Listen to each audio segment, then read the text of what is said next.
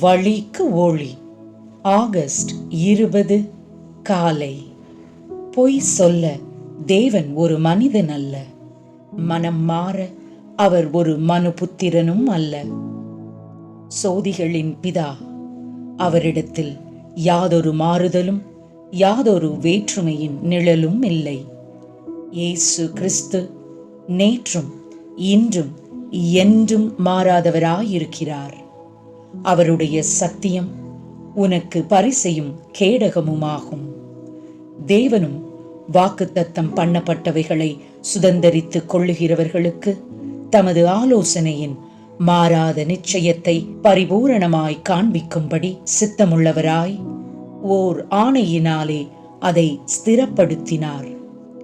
நமக்கு முன் வைக்கப்பட்ட நம்பிக்கையை பற்றி கொள்ளும்படி அடைக்கலமாய் ஓடி வந்த நமக்கு 2 மாறாத விசேஷங்களினால் நிறைந்த ஆறுதல் உண்டாகும்படிக்கு எவ்வளவேனும் பொய்யுரையாத தேவன் அப்படி செய்தார்.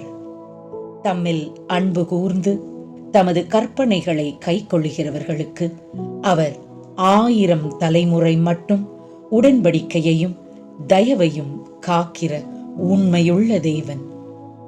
கர்த்தருடைய உடன்படிக்கையையும் அவருடைய சாட்சிகளையும் கைக்கொள்ளுகிறவர்களுக்கு அவருடைய பாதைகள் எல்லாம் கிருபையும் சத்தியமும் ஆனவைகள்.